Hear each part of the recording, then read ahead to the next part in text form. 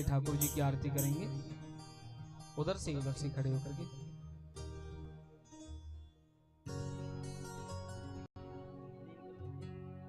सभी अपनी अपनी जगह खड़े होकर ठाकुर जी की प्रथम आरती करेंगे आज। और जिन्हें भी आरती करनी है आप भी मंच पर आकर भगवान की आरती में सम्मिलित हो सकते हैं, आरती कर सकते हैं। हरि ओम चंद्रमा मनसो जाति चक्षुः सूर्यो अजायतः श्रोत्रा द्वादश प्राणमुखः अग्निर्न जायतः।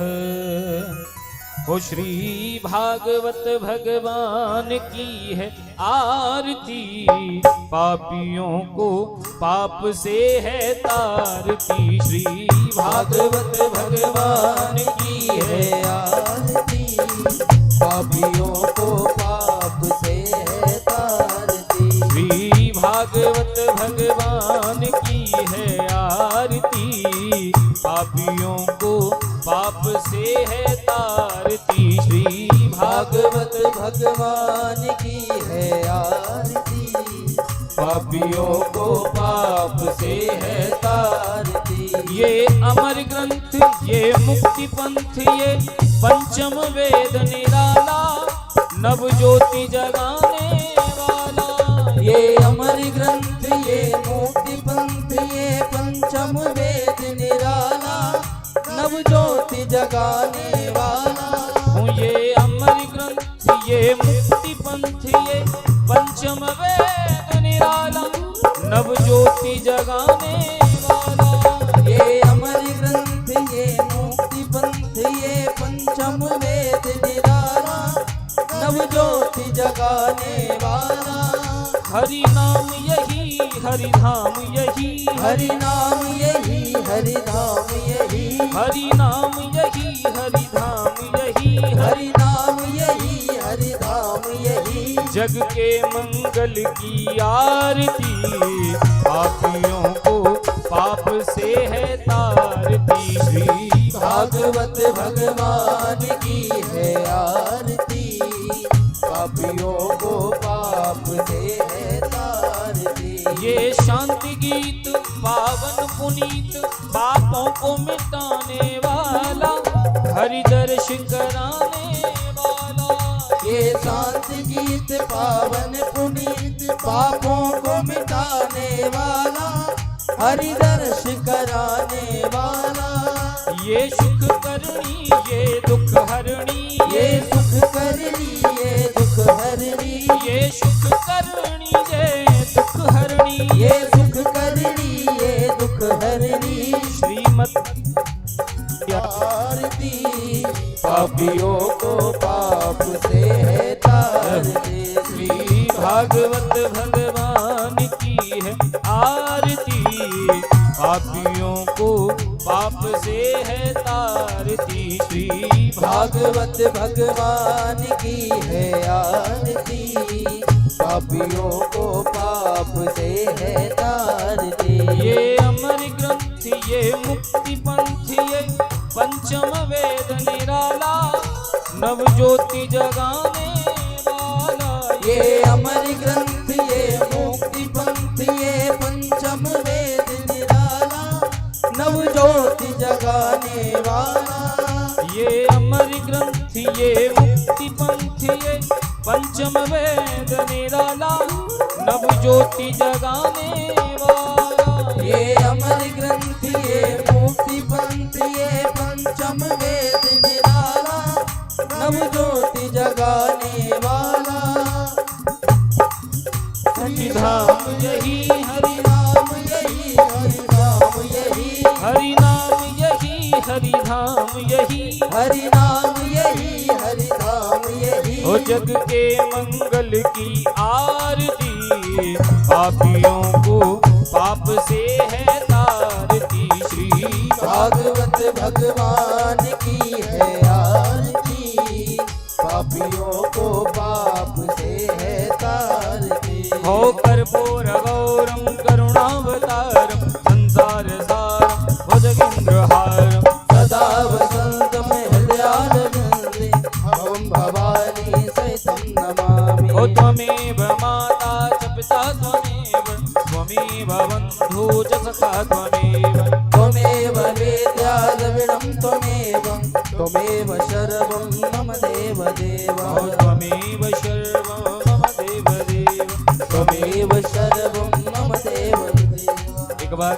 पुनः सभी दोनों हाथ उठा के महामंत्र बोलेंगे।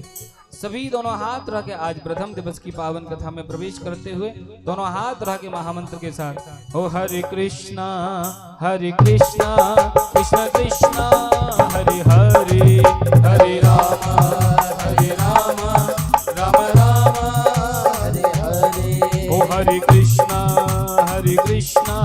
कृष्ण कृष्ण हरे हरे हरे राम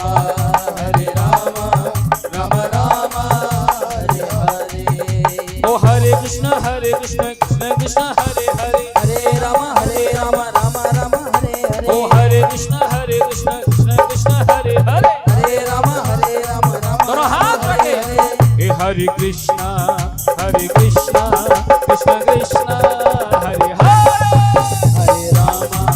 हरे राम राम राम हरे हरे ओ कृष्ण कृष्ण हरे हरे राम राम हरे हरे जलेन शीतलहि गणं मंद पुष्पांजलि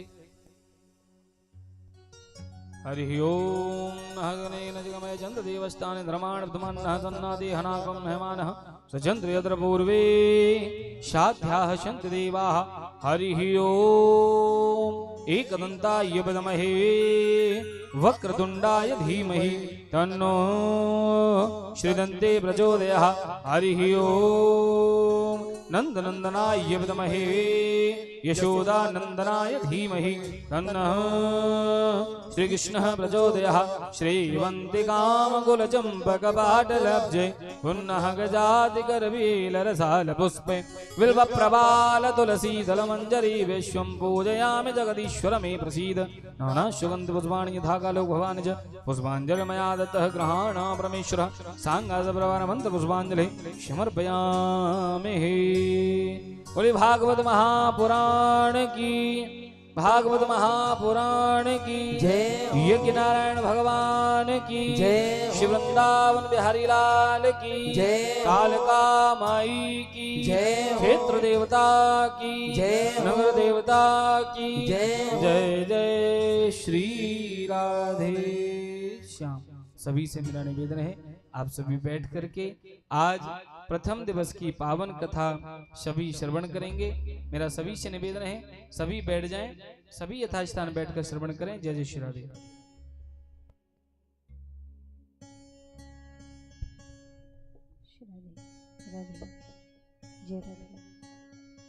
जय श्री राम। श्री राधे श्री राधे राधे जय राधे श्री राधे जय श्री राम जय राधे। सभी लोग बैठ जाएंगे, माता बहन बैठ जाएं, जो भी यहाँ खड़े हैं भैया आप लोग बैठ जाइए, क्योंकि ये भागवत कथा है, नहीं बैठ के सुनोगे ना तो भी अच्छा लगेगा भाई। बैठ जाएं, माताओं बैठ जाइए, सभी लोग बैठ जाएंगे, जहाँ खड़े हैं वहीं बैठ जाएंगे, क्योंकि ये 10-5 मिनट की बात तो है नहीं भाई 10 मिनट के बाद चले जाओगे, नहीं भैया 1 घंटे 2 घंटे सुन के ही जाओगे, तो बैठ जाएंगे, जो यहाँ खड़े हैं वहीं बैठ जाएंगे। और वैसे भी ना कथा भागवत खड़े होकर नहीं सुनी जाती है, क्योंकि जो खड़ा रहता है ना वो 4 पैरों वाला जानवर होता है। आप लोग तो इंसान हो, इंसान तो बैठते हैं, इंसान थोड़ी खड़े होते हैं, तो सभी लोग इंसान होंगे वो बैठ जाएंगे, और बाकी तो सब राधे राधे है ही है। श्री राधे राधे जय राधे जय श्री राम जय श्री राम। श्री राधे जय राधे जय श्री राम। श्री राधे राधे जय राधे श्री राधे राधे जय राधे श्री राधे जय राधे। बोली वाके विहरि लाल की राधा रानी सरकार की श्री हनुमान जी महाराज की भागवत महापुराण की श्री राधे जय राधे श्री राधे जय राधे राधे।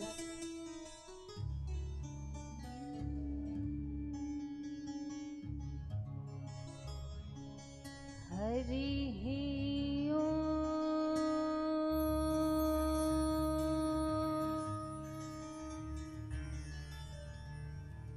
नमो भगवते वासुदेवाय नमः। स्वस्ति श्री गणेशाय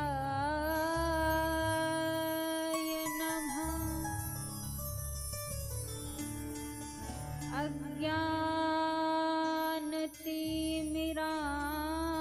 अज्ञानतिमिरान्धस्य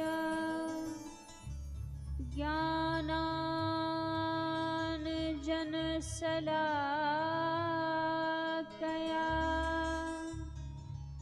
चक्षुरुन्मीलितं येन तस्मै श्री गुरवे नमः।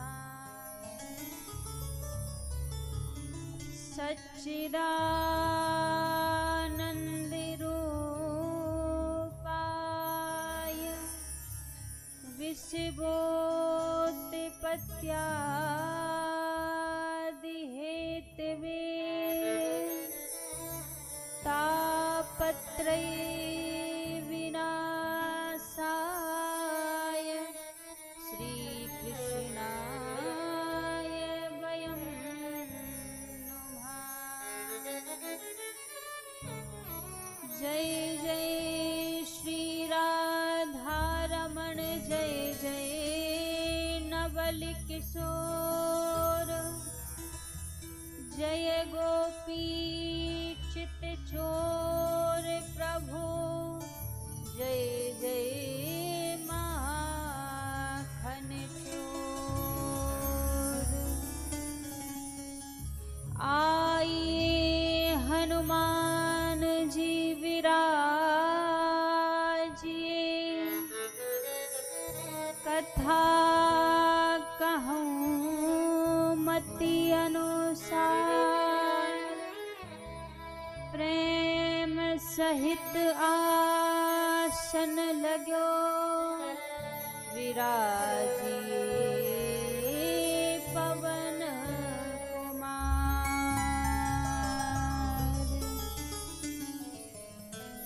हरे कृष्ण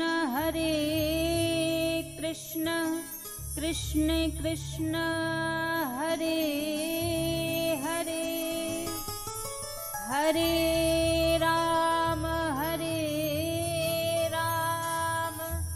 राम राम हरे हरे। बोलिए श्री बांके बिहारी लाल की जय हो। राधा रानी सरकार की जय हो।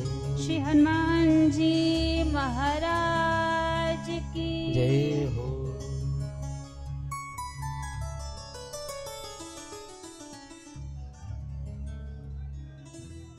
आइए सभी भक्तजन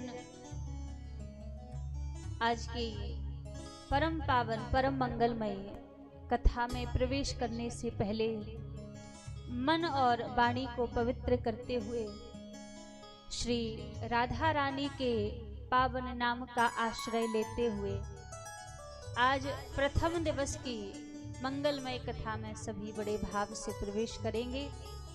सभी हमारे साथ में मिलकर मन और वाणी को पवित्र करते हुए श्री राधा रानी के नाम को बड़े भाव और प्रेम से गाते हुए आज की पावन दिव्य कथा में सभी प्रवेश करेंगे।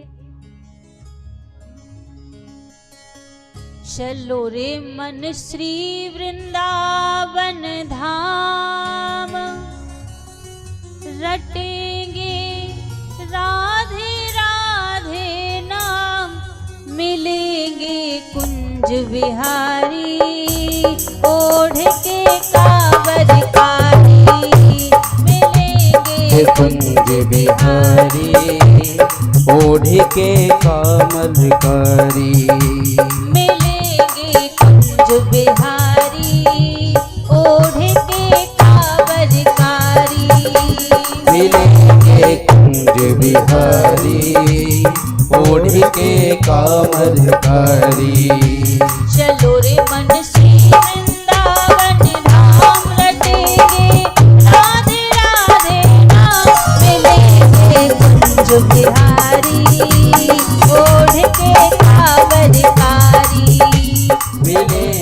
कुंज बिहारी ओढ़ के कामर कारी। मिलेंगे कुंज बिहारी ओढ़ के कांवरकारी। मिलेंगे कुंज बिहारी ओढ़ के कामर कारी। जय हो श्री राधा रमण लाल की। सभी ताली सेवा करते हुए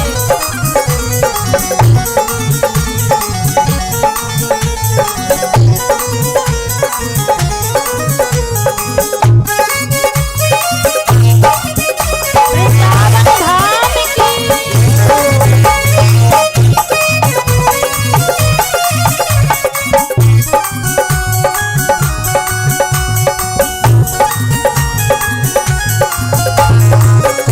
हरि बोल।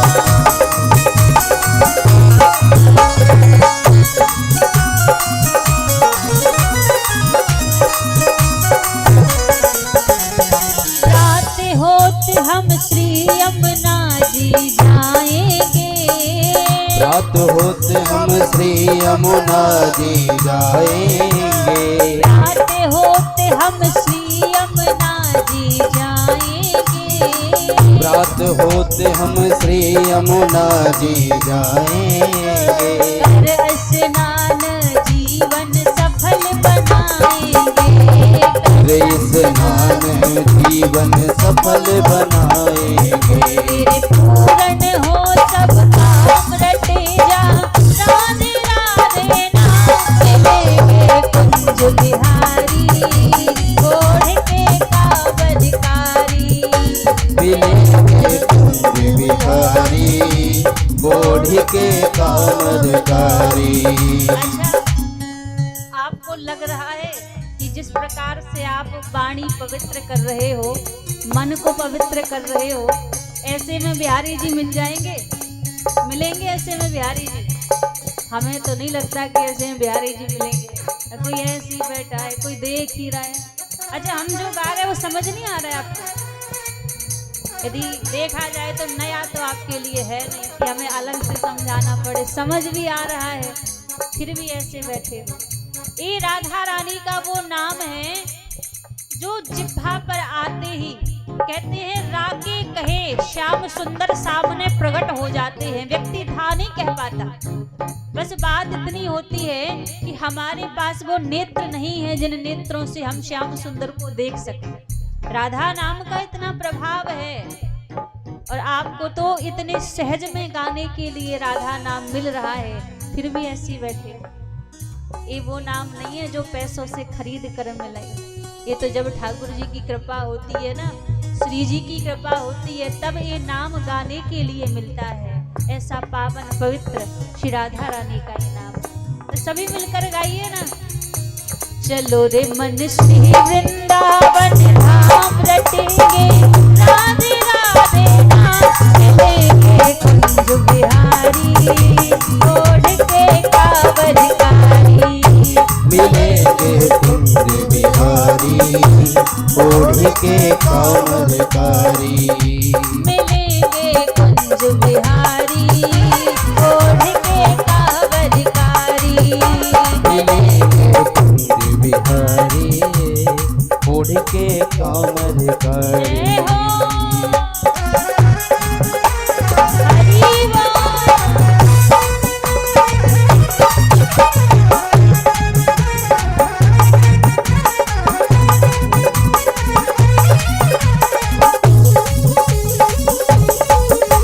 राधा रानी सरकार की।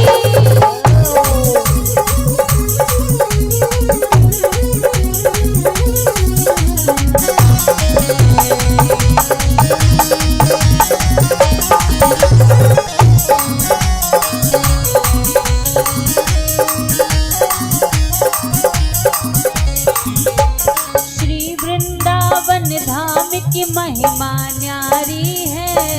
श्री वृंदावन धाम की महिमा न्यारी है। श्री वृंदावन धाम की महिमा न्यारी है।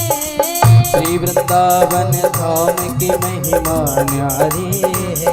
महलन की सरकार श्री राधा प्यारी है। महलन की सरकार श्री राधा प्यारी है। महलन की सरकार श्री राधा प्यारी है।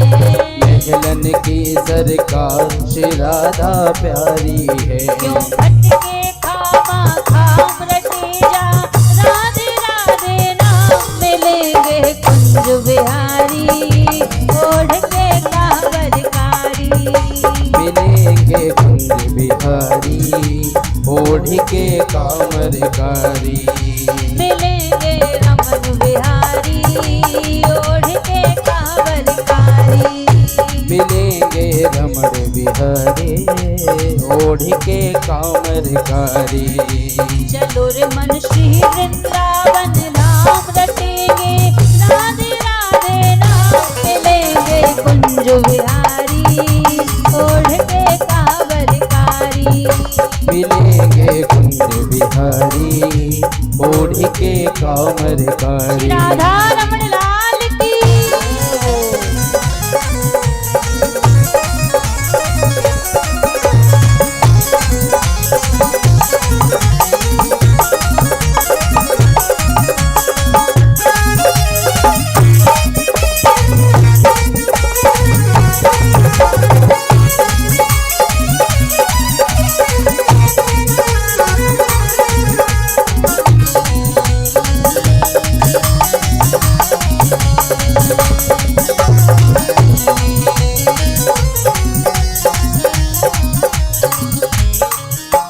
श्री वृंदावन धाम श्री बांके बिहारी को। श्री वृंदावन धाम श्री बांके बिहारी को। श्री वृंदावन धाम श्री बांके बिहारी को। श्री वृंदावन धाम श्री बांके बिहारी को। एकटक होत न दर्शन बांके बिहारी को। एकटक होए न दर्शन बांके बिहारी को। एकटक होत न दर्शन बांके बिहारी को। एकटक होए न दर्शन बांके बिहारी को। जप ले आठों याम रटे जा, राधे राधे नाम मिलेंगे कुंज बिहारी, ओढ़ के कांवरकारी। मिलेंगे कुंज बिहारी, ओढ़ के कांवरकारी। चलो रे मन श्री वृंदावन धाम रटेंगे, राधे राधे नाम। ऐसे नहीं, एक बार दोनों हाथ ऊपर खड़े करके सभी मिलकर राधा रानी के नाम को गाते हुए पावन कथा में सभी प्रवेश करेंगे। चलो रे मन श्री वृंदावन धाम रटेंगे, राधे राधे नाम मिलेंगे कुंज बिहारी, ओढ़ के कांवरकारी। मिलेंगे कुंज बिहारी, ओढ़ के कांवरकारी। मिलेंगे कुंज बिहारी, ओढ़ के कांवरकारी।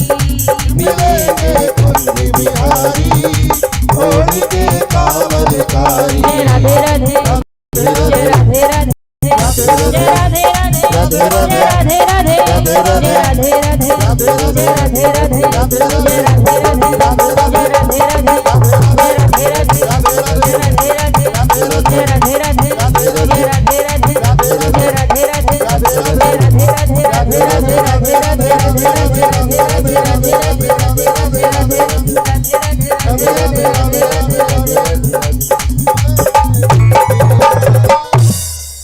बोलिए राधा रानी सरकार की, जय हो, शिवा के बिहारी लाल की, जय हो, श्री हनुमान जी महाराज की जय हो। आइए सर्वप्रथम मेरे परम आराध्य श्री राधा रमण लाल जी के पावन चरणों में प्रणाम करते हुए अनंत बलवंत संत श्री हनुमंत लाल जी महाराज के पावन चरणों में प्रणाम करते हुए सभी संत समाज विप्र समाज, विद्युत समाज, कथा में उपस्थित सभी भक्तजनों के हृदय में विराजित मेरे लोक लोचन सावरे सरकार के श्री चरणों में व्यासपीठ की ओर से वंदन प्रणाम करते हुए आज प्रथम दिवस की पावन मंगलमय कथा में हम आप सभी प्रवेश करेंगे। आज हम आप सभी का एक परम पावन सौभाग्य है। पिछले वर्ष आज ही के दिन से इसी धमना की पावन भूमि पर बड़े ही दिव्य अनुभूति यहाँ पर हम आप सभी को प्राप्त हुई थी, जो कि बड़ा ही विशाल यज्ञ यहाँ पर हुआ था।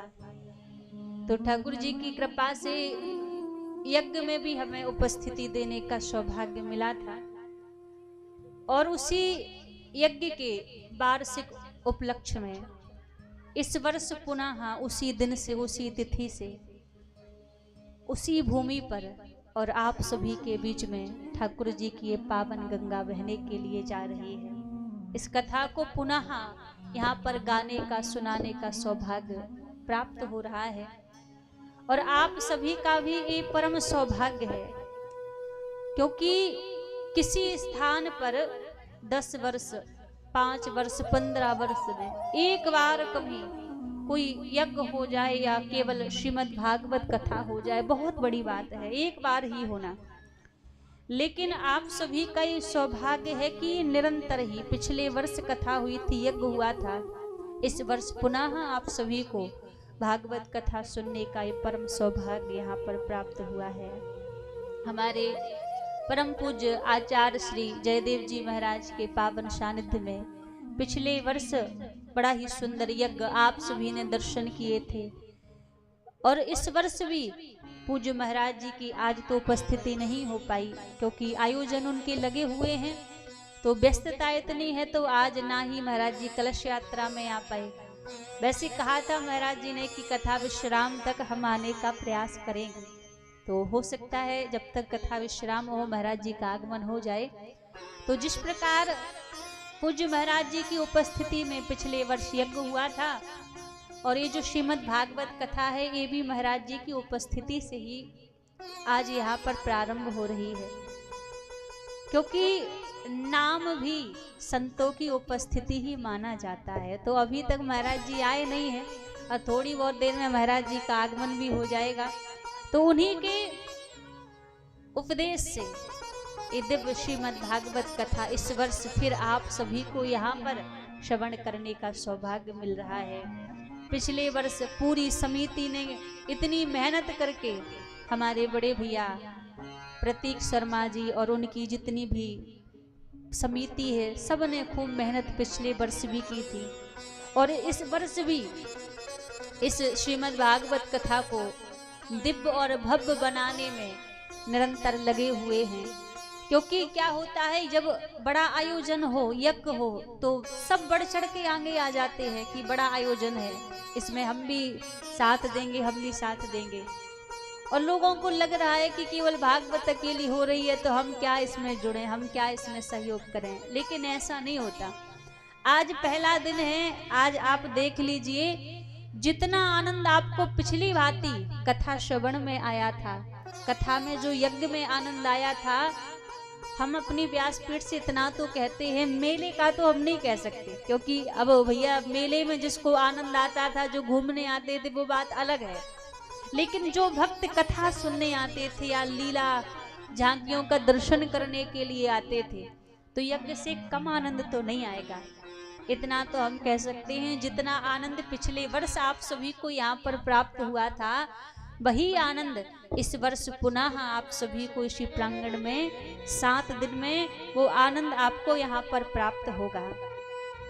तो आप सभी का ये परम सौभाग्य है कि दिव्य भागवत कथा श्रवण करने का अवसर आप सभी को यहाँ पर मिल रहा है। कहते हैं भागवत सुनने के लिए सबको नहीं मिलती। आप यदि विचार करो कि हम बहुत पुण्य इकट्ठे कर लें और उन पुण्य के बल से हमें श्रीमद् भागवत कथा सुनने के लिए मिल जाए तो नहीं मिल सकती।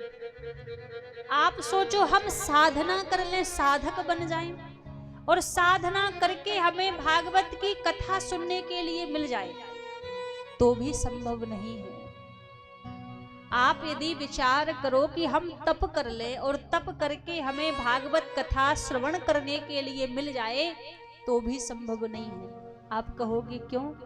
क्योंकि महाराज 4 युग हैं, सतयुग, त्रेता युग, द्वापर युग और कलयुग। सतयुग में भागवत नहीं है। सतयुग में बड़े बड़े संत तपस्या करते हैं, ध्यान लगाते हैं, साधक बने बैठे हैं, लेकिन भागवत नहीं है सतयुग में। त्रेता युग में भागवत नहीं है। त्रेता युग में ऐसे ऐसे संत हैं कि जिनके एक संकल्प मात्र से इस ब्रह्मांड में प्रलय आ जाए, ऐसे बड़े बड़े संत हैं। लेकिन सतयुग में भी भागवत नहीं है, वहां भागवत सुनने को नहीं मिलती। ऐसे ही महाराज द्वापर युग में भी भागवत नहीं है। तो भागवत केवल मात्र कहीं है तो कलयुग में भागवत है। और कलयुग में स्वर्ग के देवी देवता भी प्रयास करते हैं कि हमें मनुष्य का शरीर मिल जाए और मनुष्य का शरीर पाकर हम श्रीमद् भागवत कथा श्रवण करें। तो महाराज किसी पुण्य से हमें भागवत की कथा नहीं मिलती, किसी तप से हमें भागवत की कथा नहीं मिलती, किसी साधन से हमें भागवत की कथा नहीं मिलती। तो फिर भागवत की कथा मिलती कब है? मानस में बाबा तुलसीदास जी लिखते हैं कि हमें एक कथा सुनने का सौभाग्य कब मिलता है? जे फल साधन ते नहीं होई, जे फल साधन ते नहीं होई, जे फल साधन ते नहीं होई, जे फल साधन ते नहीं होई। तुम्हारी कृपा पावे कोई कोई, तुम्हारी कृपा पावे कोई कोई, जे फल साधन ते नहीं होई, जे फल साधन ते नहीं होई, जे फल साधन ते नहीं होई, जे फल साधन ते नहीं होई। हरि की कृपा पावे कोई कोई, हरि की कृपा पावे कोई कोई। मानस में बाबा तुलसीदास जी कहते हैं कि कथा का फल, कथा श्रवण कब मिलती है? कहा जे फल साधन ते नहीं होई। किसी साधन से हमें भागवत की कथा सुनने का सौभाग्य नहीं मिलता, कथा को श्रवण करने का अवसर नहीं मिलता। तो कहा महाराज फिर कब मिलता है? कहा तुम्हारी कृपा पावे कोई कोई, जिसके ऊपर भगवान की कृपा हो जाए। और जब भगवान की कृपा हो जाती है तो असंभव चीज भी संभव हो जाती है। ये जो भागवत की कथा है ना, ये कली काल में ही हमें इतनी संभव लगती है कि यत्र तत्र जगह जगह भगवान की कथाएं हो रही हैं, और युगों में इतना सरल नहीं है। ये वो स्थान है कि हर व्यक्ति यहाँ पर आ नहीं सकता। आवत तहि सन अति कठिनाई, इस जगह आने में तो बड़ी कठिनाई है, लेकिन जब रघुनाथ जी की कृपा हो जाए, जब ठाकुर जी की कृपा हो जाए तो राम कृपा बिन आई न जाई। जब भगवान की कृपा होती है ना तो वो कठिन वस्तु भी सरलता में बदल जाती है। तो कथा श्रवण करने का जो हमें अवसर यहाँ पर मिल रहा है, ये हमारे किसी पुण्य से नहीं मिल रहा है, हमारे किसी तप से नहीं मिल रहा है, ये तो भगवान की कृपा से मिल रहा है। ठाकुर जी की कृपा आप सभी के ऊपर हुई है, जो पुनः आप सभी को भागवत कथा सुनने का सौभाग्य मिल रहा है, अवसर मिल रहा है। पिछले वर्ष कथा आप सभी ने श्रवण की थी, लेकिन पिछले वर्ष क्या था, एक समय की गरिमा थी, क्योंकि आयोजन कई सारे थे और समय सीमित था। तो कथा तो हुई थी, लेकिन सूक्ष्म रूप में ही पिछले वर्ष कथा श्रवण करा पाए थे, क्योंकि समय बहुत सीमित था सबके लिए। लेकिन इस वर्ष हम प्रयास करेंगे कि पूर्णतः आप सभी को कथा 7 दिन 3-3, 4-4 घंटे आनंद से कथा श्रवण कराई जाए। देखो, हमें कथा कहने में कोई परेशानी नहीं। यदि आप 3 घंटे, 4 घंटे, 5 घंटे भी बैठकर कथा सुनते रहोगे ना, तो हम 5 घंटे भी कथा सुनाते रहेंगे। ये आपके ऊपर है। आप जितने भाव से कथा को श्रवण करोगे, उतने भाव से यहाँ पर कथा होती रहेगी। तो प्रयास करेंगे कि आप सभी को ठाकुर जी ने जब एक कृपा की है, तो इस कृपा का आनंद और बढ़ता जाए। तो बिना प्रभु की कृपा के कथा श्रवण कर पाना संभव नहीं है। भगवान की कृपा हुई है, तब हमें कथा को सुनने का सौभाग्य मिला है। अब महाराज, बात आती है, क्या भगवान की कथा को सुनना जरूरी है? भगवान की कथा क्यों सुनी जाती है? सबके मन में बात आती है कि हमें जो कथा सुन रहे हैं, ये कथा सुनने से हमें क्या लाभ होगा, क्या मिलेगा, कौन सी वस्तु प्राप्त होगी? क्योंकि आज के समय में बिना स्वार्थ के तो व्यक्ति कोई काम नहीं करता, जब तक बदले में कुछ ना मिले। तो संभव सी बात है कि मन में बात आती है कि कथा क्यों सुनी जाती है और कथा को सुनने से क्या मिलता है।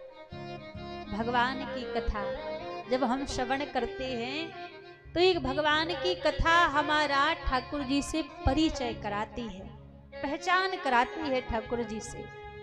अब भगवान से पहचान बनाना भी क्या जरूरी है?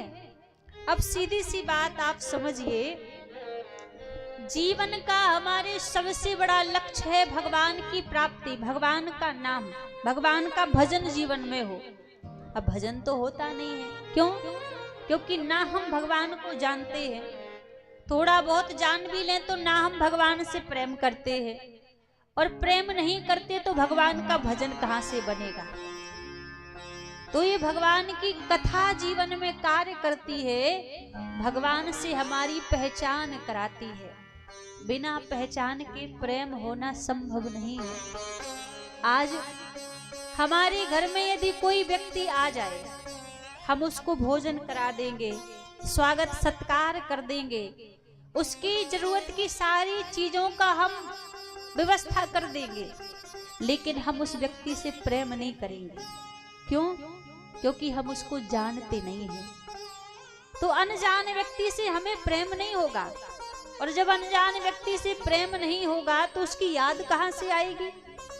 उसी प्रकार जब तक हम भगवान को सही से जानेंगे नहीं, तब तक भगवान से हमारा प्रेम नहीं होगा, और भगवान से जब प्रेम नहीं होगा तो भगवान की याद कहां से आएगी, और जब याद नहीं आएगी तो भजन कहां से बनेगा? तो एक जीवन में कथा हमारे कार्य करती है, भगवान से हमारा परिचय कराती है। जाने बिनु ना होई प्रतीति, बिन प्रतीति होई नहीं प्रीति। तो भगवान से प्रेम हमारा बढ़े, एक कथा का कार्य है। कथा जीवन में यही कार्य करती है कि हमारा प्रेम रघुनाथ जी से बढ़ाती है, और जब प्रेम बढ़ जाता है तो फिर धीरे धीरे भगवान की याद आने लगती है, और जब भगवान की याद आती है तो भजन होने लगता है।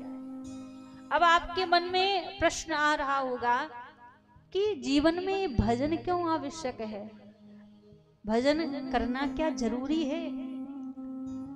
सब कुछ जीवन में छूट जाए, घर छूट जाए, परिवार छूट जाए, रिश्ते नाते संबंध, यहाँ तक कि भोजन पानी भी छूट जाए, तो भी एक क्षण के लिए काम चल सकता है। लेकिन भगवान का नाम छूट जाए, भगवान का भजन छूट जाए, तो हमारे जीवन का अस्तित्व ही मिट जाता है। क्योंकि हमारे जीवन की पहचान भगवान के नाम से है, और यदि हमारे जीवन में भगवान का नाम नहीं है, भगवान की भक्ति नहीं है, तो महाराज हम जीवित नहीं हैं, हम जिंदा नहीं हैं। संत कहते हैं जिसके जीवन में प्रभु की भक्ति नहीं है, प्रभु का नाम नहीं है, वो व्यक्ति मरा हुआ है, जिंदा नहीं है। अब आप सोचोगे हम तो खूब चल फिर रहे हैं, खूब खा पी रहे हैं, हम तो भजन भी नहीं करते, हम तो फिर भी जिंदा हैं। तो आपको लगता है कि आप जीवित हैं, आप जिंदा हैं, लेकिन संतों की नजरों में, प्रभु की नजरों में वो व्यक्ति जीवित नहीं है जिसके हृदय में भगवान का नाम नहीं है। क्योंकि मानस में बाबा तुलसीदास जी कहते हैं, हम अपनी तरफ से नहीं कह रहे कि आप बोलो देवी जी सबको मरा बता रही हैं कि जो भजन नहीं करता है वो जीवित नहीं है। मानस में बाबा तुलसीदास जी कहते हैं, जिन हरि भगति हृदय नहीं आनी, जिन हरि भगति हृदय नहीं आनी, जिन हरि भगति हृदय नहीं आनी, जिन हरि भगति हृदय नहीं आनी, जीवित सब समाते ही प्राणी, जीवित सब समाते ही प्राणी, जिन हरि भगति हृदय नहीं आनी, जिन हरि भगति हृदय नहीं आनी, जिन हरि भगति हृदय नहीं आनी, जिन हरि भगति हृदय नहीं आनी, जीवित सब समाते ही प्राणी, जीवित सब समाते ही प्राणी। मानस में बाबा तुलसीदास जी कहते हैं, जिन हरि भगति हृदय नहीं आनी, जीवित सौ समान तेहि प्राणी। जिसकी हृदय में भगवान की भक्ति नहीं है, भगवान का प्रेम नहीं है, वो व्यक्ति जीवित तो है लेकिन कैसा, सौ के समान, जीवित सौ समान तेहि प्राणी। सौ जानते हो किसे कहते हैं? किसे कहते हैं? आवाज आनी चाहिए। किसे कहते हैं? हमारे भैया जी तो इशारा कर रहे हैं, आपको नहीं पता सौ किसे कहते हैं?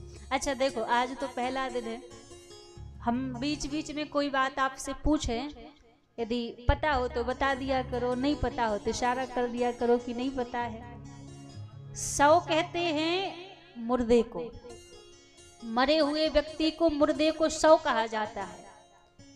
तो तुलसीदास जी कह रहे हैं कि जिसके हृदय में, जिसके जीवन में भगवान की भक्ति नहीं है, भगवान से प्रेम नहीं है, वो जिंदा तो है लेकिन कैसा, सौ के समान, मुर्दे के समान जीवित है। जिसका होना ना होना बराबर है।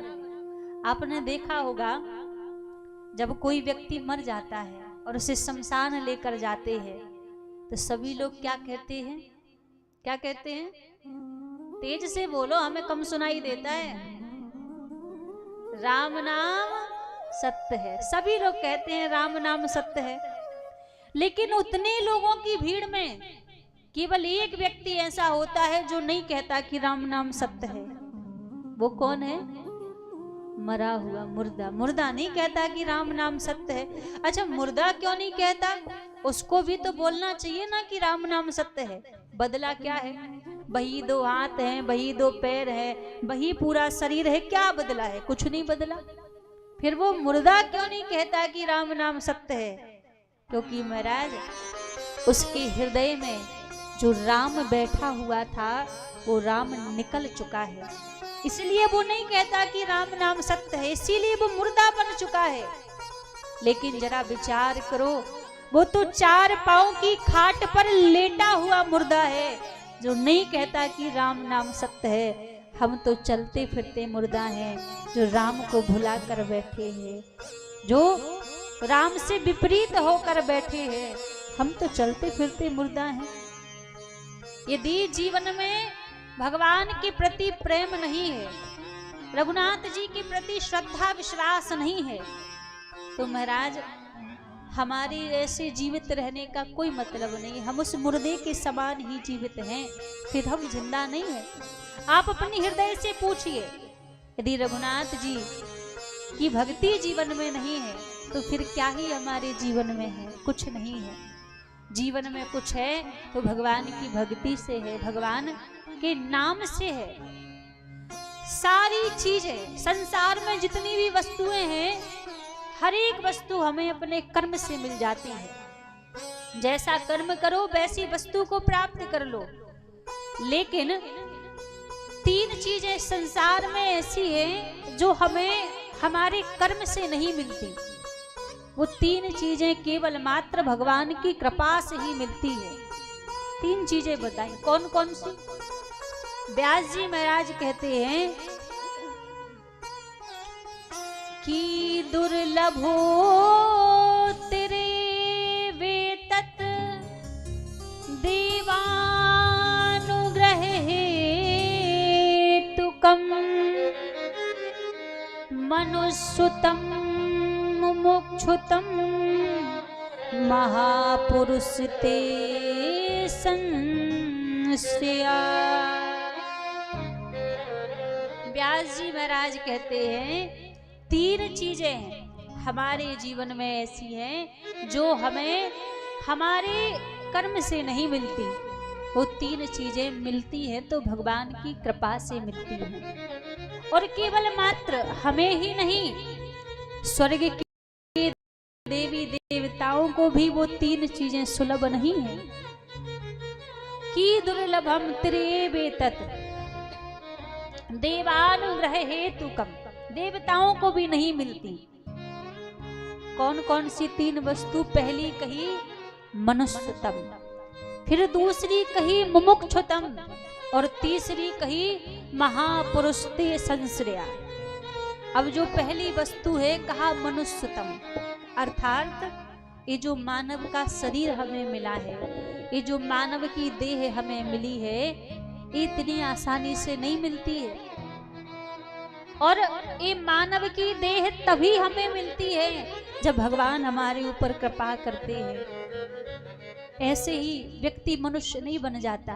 84 लाख योनियां हैं, 84 लाख योनियों में जाना पड़ता है, तब जाकर कभी भगवान कृपा करते हैं तो ये मनुष्य का शरीर हमें मिलता है। और मनुष्य के शरीर को ही दुर्लभ क्यों कहा है? दुर्लभो मानसो देहो देही नाम क्षण भंगुरा। ये मानव का शरीर ही दुर्लभ है, और किसी देह को नहीं कहा। हाथी की देह को दुर्लभ नहीं कहा, सांप बिच्छू की देह को दुर्लभ नहीं कहा, कुत्ता बिल्ली की देह को दुर्लभ नहीं कहा। केवल मात्र मनुष्य की देह को ही दुर्लभ क्यों कहा है? दुर्लभो मानसो देहो, क्योंकि 84 लाख योनियों में जाकर व्यक्ति भगवान का भजन नहीं कर सकता। केवल मात्र मनुष्य का शरीर प्राप्त करके, मानव का शरीर प्राप्त करके ही व्यक्ति भगवान को प्राप्त कर सकता है। इसलिए मनुष्य की देह को दुर्लभ कहा है, दुर्लभो मानसो देह। जैसे मान लीजिए एक बहुत बड़ा महल है, ध्यान दीजिएगा सभी लोग। उस महल में 84 लाख खिड़की लगी हुई हैं। उस महल में से बाहर निकलने का दरवाजा केवल एक ही है। अब खिड़की से तो बाहर निकला नहीं जा सकता, खिड़की से तो केवल बाहर देखा जा सकता है, खिड़की से बाहर निकला नहीं जा सकता। यदि उस महल से बाहर निकलना है तो महाराज दरवाजे से ही निकलना पड़ेगा। अब हुआ क्या, एक अंधा व्यक्ति उस 84 लाख खिड़की वाले महल में प्रवेश कर गया। अंधा है, उसको दिखता नहीं, कैसे बाहर निकले। अब उसने विचार किया कि दिखाई तो देता नहीं है और बाहर भी जाना है तो द्वार कैसे खोजूं। उसने महल की दीवार को पकड़ लिया कि दीवार को पकड़ पकड़ के मुझे बाहर निकलने का द्वार मिल जाएगा। तो दीवार को पकड़ पकड़ कर वो बाहर निकलने का द्वार खोज रहा था। अब द्वार खोजता था, इतने में उस व्यक्ति को खुजली चलने लगी। अब वो विचार करने लगा कि अभी तक तो दरवाजा आया नहीं है, अभी भी नहीं आया होगा, थोड़ी देर के लिए दीवार को छोड़ देता हूँ, क्या होगा। उसने जो दीवार पकड़ रखी थी, दीवार को छोड़ दिया और खुजली के चक्कर में पड़ गया। 4 कदम आगे चला, जो दरवाजा आया था दरवाजा छूट गया।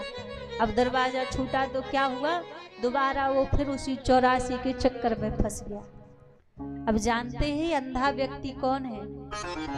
ये अंधा व्यक्ति कोई और नहीं, हम आप सभी हैं। हर एक जीवात्मा वो अंधा व्यक्ति है जो इस 84 लाख खिड़की वाले महल में फंसा हुआ है। इससे बाहर निकलने का दरवाजा केवल मात्र मनुष्य का शरीर है, ये मानव की देह है। लेकिन जब हमें इस 84 से बाहर निकलने का दरवाजा मिलता है, ये मनुष्य का शरीर मिलता है, तो होता क्या है, हमें भी काम क्रोध लोभ मोह की खुजली चलने लग जाती है। और इस काम क्रोध के चक्कर में पड़कर, इस संसार के चक्कर में पड़ के हमें मनुष्य के शरीर को ऐसे ही त्याग देते हैं, ऐसे ही खो देते हैं। फिर होता क्या है, फिर उसी 84 के चक्कर में फंस जाते हैं महाराज। इसीलिए मनुष्य के शरीर को बड़ा दुर्लभ कहा है कि आसानी से नहीं मिलता है। आप और योनि में जाकर भगवान का भजन नहीं कर सकते। केवल मात्र मनुष्य की देह को प्राप्त करके ही हम भगवान का भजन कर सकते हैं। और योनि में जाकर हम पाना चाहें, प्रभु को प्राप्त करना चाहें, तो भी भगवान को प्राप्त नहीं कर सकते। और ये मनुष्य की देह हमें मिल गई, भगवान की कृपा हमारे ऊपर हो गई, फिर भी यदि हम भगवान का भजन नहीं कर पाए तो महाराज एक मनुष्य में और एक जानवर में फिर कोई अंतर नहीं है। एक पशु पक्षी जानवर में और एक फिर मनुष्य में कोई अंतर नहीं है। क्यों? आप विचार करके देखिए, ध्यान दीजिएगा। हम आप भोजन करते हैं ना, जैसा भोजन हम आप करते हैं वैसे ही भोजन एक जानवर भी करता है, कुत्ता बिल्ली पशु पक्षी भी करता है। हम आप बच्चे पैदा करते हैं तो वो जानवर भी बच्चे पैदा करते हैं। हम सोते हैं तो वो जानवर भी सोते हैं। हम अपना घर बनाते हैं तो वो जानवर पशु पक्षी भी तिनका तिनका जोड़ जोड़ कर अपना घर बनाता है।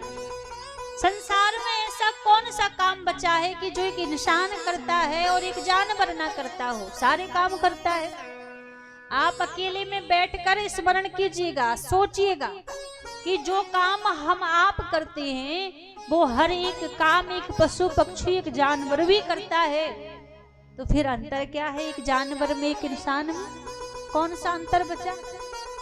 केवल एक काम ऐसा है जिस काम को एक इंसान तो कर सकता है, उस काम को एक जानवर नहीं कर सकता।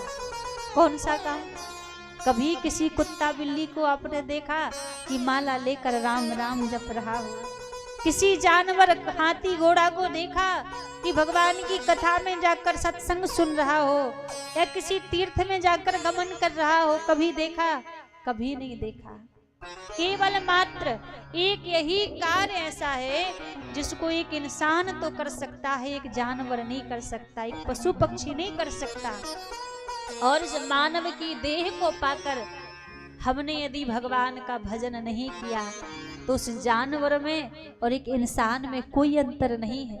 आप खूब चिल्ला लो फिर कि मैं इतना बुद्धिमान हूँ, मैं इतना ज्ञानी हूँ, मैं इतने बड़े पद वाला हूँ, सब माटी के बराबर है महाराज। फिर यदि इस मनुष्य के शरीर को प्राप्त करके भी हम भगवान को पा ना पाए, प्रभु का नाम ना जप पाए, तो ऐसे मनुष्य के जीवन का कोई अस्तित्व नहीं है। क्योंकि कहते हैं ना, मानव के जीवन की सफलता तभी है जब जीवन में भगवान का नाम हो, वरना तो वैसी छाती चौड़ी करके डोल रहे हैं कि अरे हम जीवित हैं, हम जीवित हैं। और ऐसे जीवित रहने का कोई मतलब नहीं है। हमारे ब्रज में रसिक गाया करते हैं, संत कहा करते हैं, क्यों इतना इतराए रे जितना जीवन में इतलाते हो ना, बड़ी छाती चौड़ी करके चलते हो, अरे हम तो ये हैं, वो पद मिला है, ऐसा पद मिला है, लेकिन भूलो मत, ये जो मनुष्य का देह है ना, है हाड़ मांस की पुतली ही, जो एक दिन माटी में मिल जानी है। इसलिए इसमें इतना इतराओ मत। क्यों इतना इतराए रे ओ माटी के पुतले, क्यों इतना इतराए रे ओ माटी के पुतले, क्यों इतना इतराए रे ओ माटी के पुतले, क्यों इतना इतराए रे ओ माटी के पुतले। और हम सभी के बीच में परम पूज्य आचार्य श्री जयदेव जी महाराज का भी आगमन हो चुका है। हम पूज्य महाराज श्री से निवेदन करेंगे कि पूज्य महाराज जी मंच पर पधारें और मंच की शोभा को बढ़ाएं। पूज्य आचार्य श्री जयदेव जी महाराज हम सभी के बीच पधारे हैं, तो एक बार दोनों हाथ से तालियां बजाते हुए सभी महाराज जी का स्वागत करेंगे। क्यों इतना इतराए रे ओ माटी के पुतले, क्यों इतना इतराए रे ओ माटी के पुतले, माटी के पुतले ओ माटी के पुतले, माटी के पुतले ओ माटी के पुतले, माटी के पुतले ओ माटी के पुतले, माटी के पुतले ओ माटी के पुतले। तेरा जीवन बीता जाए रे ओ माटी के पुतले, जीवन बीता जाए रे ओ माटी के पुतले, क्यों इतना इतराए रे ओ माटी के पुतले, क्यों इतना इतराए रे ओ माटी के पुतले। जय हो भक्तवत्सल भगवान की जय हो।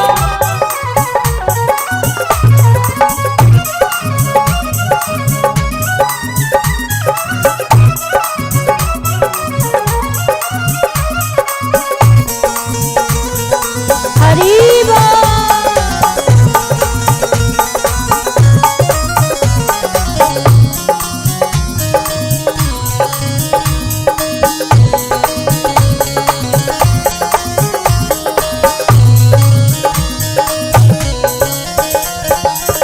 जिस तन को तू रोज सजावे, जिस तन को तू रोज सजावे, जिस तन को तू रोज सजावे, जिस तन को तू रोज सजावे, घिस घिस साबुन रोज नहावे, घिस घिस साबुन रोज नहावे, घिस घिस साबुन रोज नहावे, घिस घिस साबुन रोज नहावे। ये तो माटी में मिल जाए रे ओ माटी के ये पुतले, तो माटी में मिल जाए रे ओ माटी के पुतले, क्यों इतना इतराए रे ओ माटी के पुतले, ओ क्यों इतना इतराए रे ओ माटी के पुतले, माटी के पुतले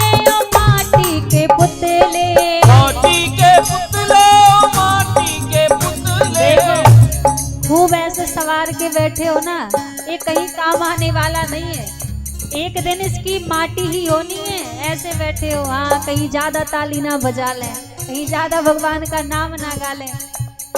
भगवान की सेवा में जब तक नहीं लगाओगे, जब तक भगवान के नाम में इस शरीर को नहीं लगाओगे, इसकी कोई महत्वता नहीं है, ये माटी के ही बराबर है। तेरा जीवन बीता जाए रे ओ माटी के पुतले, जीवन बीता जाए रे ओ माटी के पुतले, क्यों इतना इतराए रे ओ माटी के पुतले, क्यों इतना इतराए रे ओ माटी के पुतले। जय हो।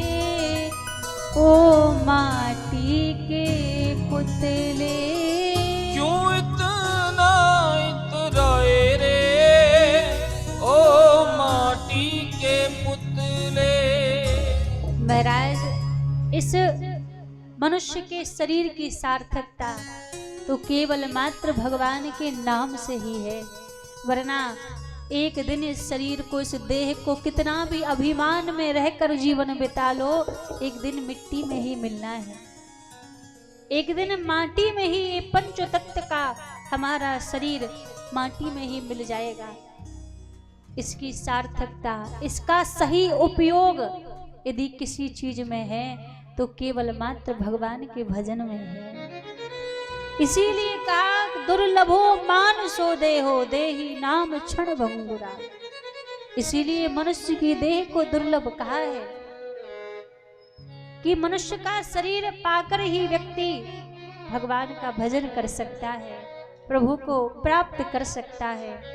और जीवन में कहते हैं ना, मान मिले सम्मान मिले जीवन की बाटी में, खूब मान सम्मान मिल जाए, खूब पद प्रतिष्ठा मिल जाए, लेकिन भैया एक बात हमेशा याद रखना कि मान मिले सम्मान मिले जीवन की बाटी में, गर राम ना मिले सब काज मिले माटी में। सब मिल जाए और रघुनाथ जी ना मिले, ठाकुर जी ना मिले भैया, तो सब माटी के बराबर है। और संसार में संसार की चीजें वस्तुएं मिले या ना मिले, रघुनाथ जी का प्रेम मिल जाए, ठाकुर जी के जन एक बार कह दे कि ये मेरा है, स्वयं ठाकुर जी भी ना कहें, उनके जन, संत जन, रसिक जन, भक्त जन कह दे ये मेरा है, तो समझना संसार में सबसे बड़ी उपलब्धि हमने प्राप्त कर ली कि ठाकुर के जनों ने कह दिया कि ये मेरा है। क्योंकि ठाकुर के जनों के मुख से, संतों के मुख से, रसिकों के मुख से, भक्तों के मुख से कोई बोलता है तो स्वयं ठाकुर जी ही उनके मुख से बोलते हैं। तो ये प्राप्त हो गया जीवन में तो सब कुछ मिल गया, और सब मिला और रघुनाथ जी की भक्ति ना मिली, संतों की कृपा नहीं मिली तो सब माटी के बराबर है। तो ये जीवन में सबसे दुर्लभ वस्तु है। पहली चीज कही मनुष्यतम, मनुष्य का शरीर, फिर दूसरी वस्तु कही, दूसरी चीज कही मुमुक्षुतम। मुमुक्षुतम अर्थात मुक्त होने की इच्छा हृदय में जागृत होना। तो मुक्त होने का भाव जब हम भगवान की कथा को श्रवण करते हैं, सुनते हैं, तो मुक्त होने का भाव भी हृदय में प्रकट हो जाता है। फिर तीसरी चीज कही महापुरुष ते संश्रया। किसी महापुरुष का सानिध्य मिल जाए, किसी महापुरुष का संग मिल जाए तो समझना जीवन में भगवान की बड़ी कृपा है। क्योंकि ये तीन चीजें कभी हमें हमारे कर्म से नहीं मिलती, ये तीन चीजें हमें मिलती हैं तो भगवान की कृपा से मिलती है। आज बड़ी कृपा हमारे ऊपर यहाँ पर हुई है, ठाकुर जी की कथा भी सुनने के लिए मिल रही है और पूज्य महाराज श्री का हमें सानिध्य भी प्राप्त हो रहा है।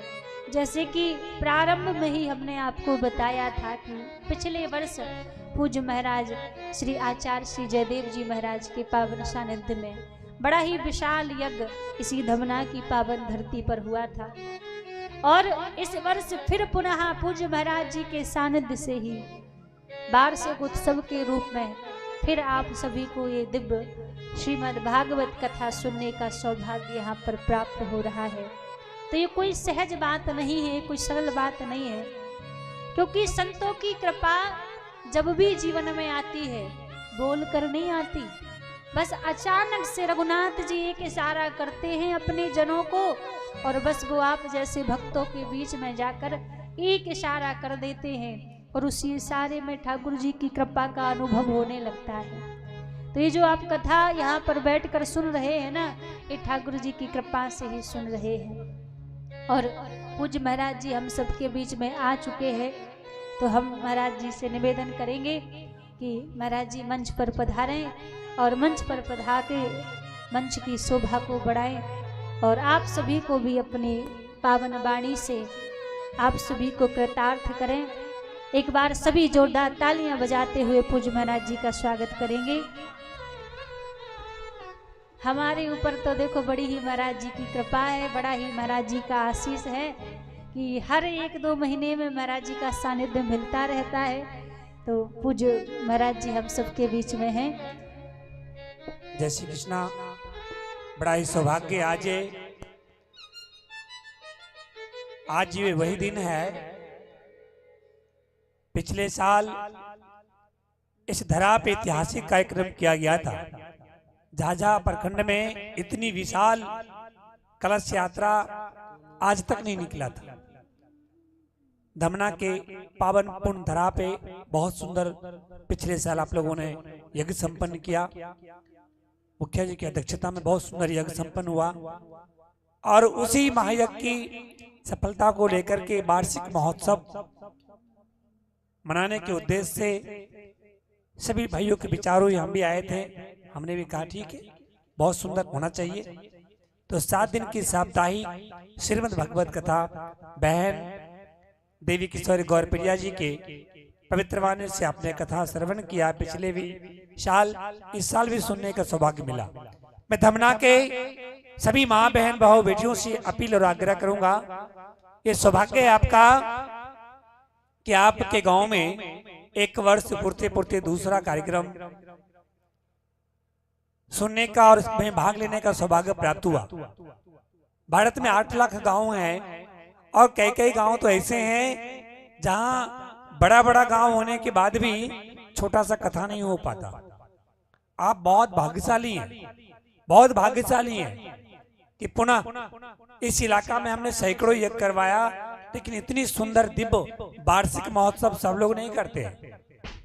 ये इस क्षेत्र में पहला कार्यक्रम है जो वार्षिक महोत्सव श्रीमद् भगवत कथा को लेकर के उत्साहित उल्लास के साथ मना रहे हैं। इसके लिए मुखिया जी को बहुत बहुत धन्यवाद।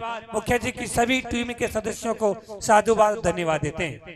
बहन जी की संपूर्ण विद्वत मंडली को धन्यवाद आभार प्रकट करते हैं कि आपने अपना बहुमूल्य कीमती समय आपने दिया है। इसके लिए आपको बहुत साधुवाद देते हैं। मैं खेद अपना व्यक्त करना चाहूंगा कि प्रभात फेरी के जो नगर भ्रमण का कार्यक्रम था, मुझे रहना था, लेकिन बड़ा कार्यक्रम हो रहा है शिमुरतल्ला में, सबको पता है। वहां पे पूज्य गुरुदेव आचार्य महामंडलेश्वर स्वामी कैलासानंद जी महाराज के सानिध्य में 9 दिन का विशाल यज्ञ है। जगत गुरु शंकराचार्य का भी आगमन होगा उसमें।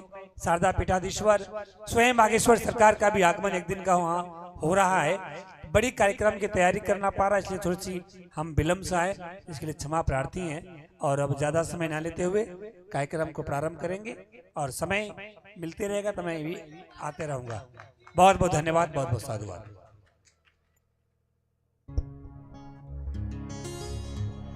बोलिए बांके बिहारी लाल की, राधा रानी सरकार की जय हो। आइए सभी बड़े भाव से पुनः कथा में प्रवेश करेंगे। 2 मिनट सभी भगवान के पावन नाम को गाते हुए और पावन कथा में सभी प्रवेश करेंगे। जपे जा राधे राधे, रटे जा राधे राधे, हो राधे अलवेली सरकार, जपे जा राधे राधे, राधे अलवेली सरकार, रटे जा राधे राधे। श्री वृंदावन धाम अपार, जपे जा राधे राधे। श्री वृंदावन धाम अपार, रटे जा राधे राधे, जपे जा राधे राधे, और रटे जा राधे राधे, हाँ जपे जा राधे राधे। राधे राधे राधे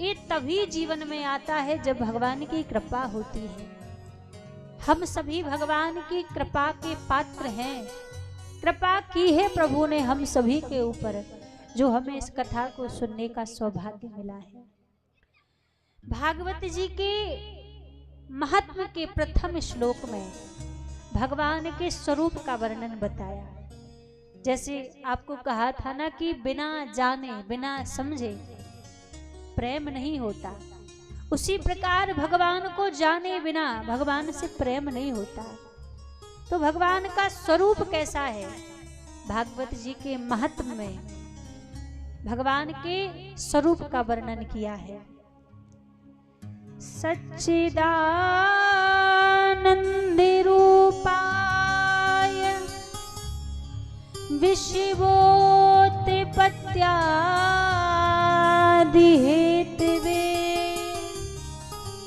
तापत्रय विनाशाय श्री कृष्णाय वयं नुमः। भागवत जी के महत्व का ये प्रथम श्लोक है और इसमें भगवान के स्वरूप का वर्णन कहा है कि भगवान का रूप कैसा है। कहा सच्चिदानंद रूपाय विश्वोत्पत्त्यादि हेतवे। भगवान का रूप कैसा है, सच्चिदानंद स्वरूप। भगवान सच्चिदानंद स्वरूप है। अभी जो सच्चिदानंद स्वरूप है प्रभु, 3 शब्दों से सच्चिदानंद शब्द बना है, सत चित और आनंद। अब कहा जाए कि सत्य किसे कहते हैं, यदि हमारी आपकी भाषा में भी पूछा जाए कि सत्य किसे कहते हैं, तो हमारा आपका जवाब भी यही होगा। हम लोग कहते हैं ना बात बात पे कि सत्य परेशान हो सकता है लेकिन पराजित नहीं। सत्य कभी झुक नहीं सकता, परेशान जरूर हो सकता है। उसी प्रकार कहते हैं जीवन में सत्य का कभी अंत नहीं होता। सत्य आदि और अनंत से परे है। सत्य कहिए जो बिल से नाही। सत्य का ना ही कभी जन्म होता है और ना ही कभी मृत्यु होती है। जो जन्म और मृत्यु से परे है, हम और आप सत्य नहीं है, क्योंकि हमारा जन्म भी होता है, हमारी मृत्यु भी होती है, तो हम आप सत्य नहीं है। तो सत्य किसका स्वरूप है, सत्य भगवान का स्वरूप है। क्योंकि भगवान का ना ही कभी जन्म होता है और ना ही कभी मृत्यु होती है। भगवान जन्म नहीं लेते, प्रभु अवतार लेते हैं। तो सत्य भगवान का स्वरूप कहा। आज हम हैं तो आज भी परमात्मा है, कल हम नहीं रहेंगे तो कल भी परमात्मा रहेगा, और जब हम इस संसार में नहीं थे तब भी परमात्मा था। तो सत्य भगवान का स्वरूप है। सत्य का कभी अंत नहीं होता। फिर महाराज दूसरा शब्द कहा चित। चित किसे कहते हैं, चित अर्थात चैतन्य। भगवान चैतन्य स्वरूप है। अब यहाँ पर बड़े समझने की बात है। आज हम मंदिर में जाते हैं, भगवान के दर्शन करते हैं। कई बार लोग मंदिर में जाएंगे और मंदिर में जाके देखते ही भगवान को कहेंगे, भगवान की मूर्ति कितनी सुंदर है। भगवान के स्वरूप को देखकर मूर्ति शब्द लगाकर उद्घोषित कर देते हैं, भगवान को मूर्ति कह देते हैं। कई बार लोग कहते हैं भगवान ये तो पत्थर की मूर्ति है, ये तो पीतल की मूर्ति है, तो अष्टधातु की मूर्ति है। तो भगवान कोई मूर्ति नहीं है, भगवान चैतन्य है, जो चलते हैं, फिरते हैं, बोलते हैं, खाते हैं, पीते हैं, उठते हैं, बैठते हैं, हर एक क्रियाएं प्रभु करते हैं। बस हमारे अंदर वो भाव नहीं है, हमारे अंदर वो भक्ति नहीं है जिस भक्ति से भगवान हमसे बोले। क्योंकि हमें तो मंदिर में भी भगवान दिखाई नहीं देते। मंदिर में भी जो विग्रह ठाकुर जी का होता है, मंदिर में भी भगवान को वो मूर्ति ही लोगों को लगती है। तो चैतन्यता का भाव हमारे हृदय में कब आएगा, जब ठाकुर जी का कोई भी विग्रह हो, सबसे बड़ी बात आप समझिए, शास्त्रों में कहा है भगवान को मूर्ति शब्द से उद्घोषित नहीं करना चाहिए। ये तो हम समझाने के लिए आपको कह रहे हैं, लेकिन भगवान मूर्ति नहीं है। जो मूर्ति कहता है भगवान को, उसको अपराध लगता है। तो भगवान कोई मूर्ति नहीं है, भगवान कोई अष्टधातु नहीं है, भगवान कोई पीतल नहीं है, भगवान कोई मिट्टी का विग्रह नहीं है। भगवान साक्षात है। बस हमारे हृदय में वो भाव प्रबल होना चाहिए बोलने का कि भगवान हमसे बोलें, प्रभु हमारे ऊपर अनुग्रह करें, कृपा करें। तो कोई भी आप ठाकुर जी जो मंदिर में विराजे हों या जो घर में बैठे हों, आज लोगों को क्या लगता है, अरे वृंदावन में जो ठाकुर जी बैठे वो तो बड़े प्रभावशाली हैं, बड़े शक्तिशाली हैं, और हमारे घर में जो ठाकुर जी बैठे वो थोड़े कम शक्तिशाली हैं, वो थोड़ा कम प्रभाव दिखाते हैं। तो ऐसा भी नहीं है। जो ठाकुर जी वृंदावन में बैठे हैं वही ठाकुर जी आपके घर में बैठे हैं। अंतर जानते हो कहाँ है? वृंदावन वाले ठाकुर जी में और आपके घर वाले ठाकुर जी में अंतर नहीं है, अंतर आपके भाव में है। हमारे भाव में अंतर होता है। हम घर में सब, हमारे घर में कितने लोग होते हैं, 5-10 सदस्य घर में होंगे। हम सबसे बोलते हैं, सबसे बात करते हैं, सबको समय देखते हैं, लेकिन हमारे घर में जो ठाकुर जी बैठे रहते हैं ना, ये मत समझना कि वो कोई विग्रह है, वो कोई मूर्ति है या कोई चित्रपट सेवा है। ये कभी मन में भाव मत लाना। वो साक्षात परमात्मा है, वो चैतन्य स्वरूप में बैठे हैं। वो आपके घर की सारी क्रियाएं देख रहे हैं।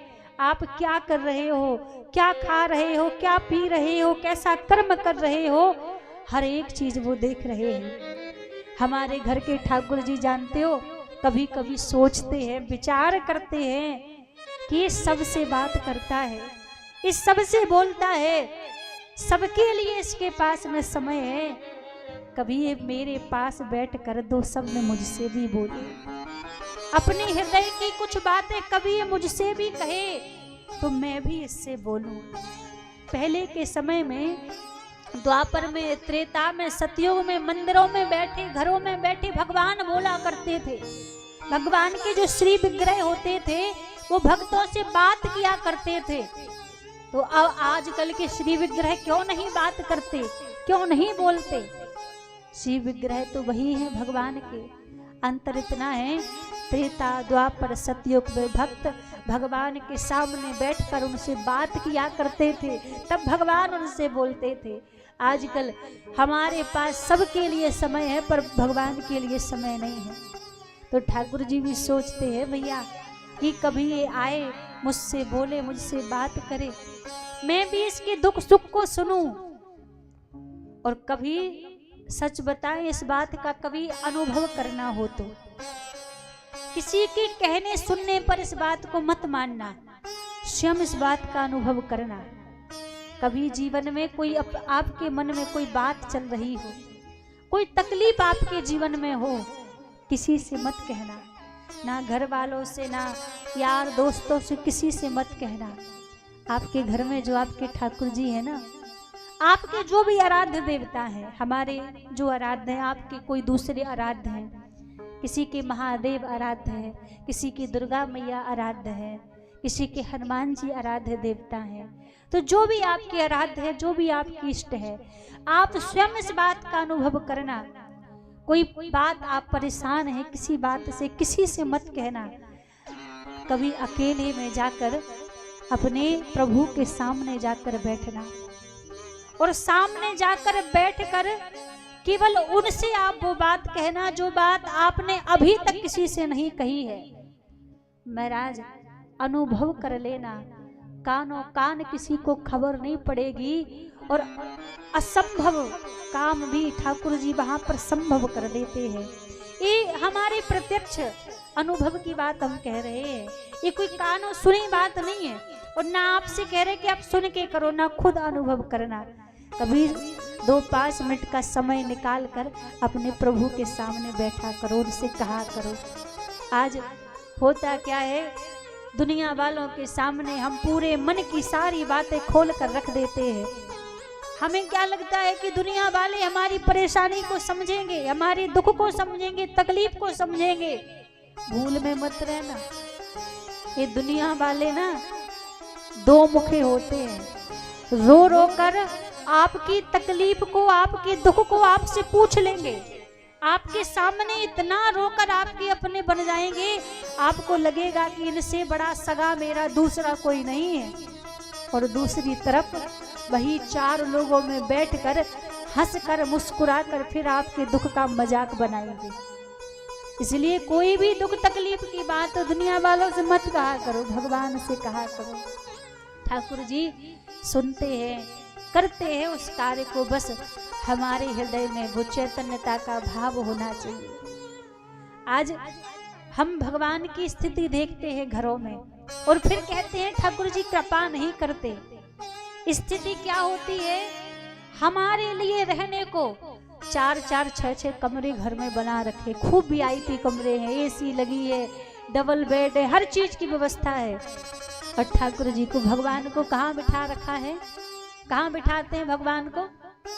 पूरे घर में एक छोटी सी अलमारी होगी जो किसी काम में ना आती हो, किसी उपयोग में ना आती हो, उस अलमारी में जाके ठाकुर जी को बिठा देंगे और कहेंगे ठाकुर जी आनंद से रहो।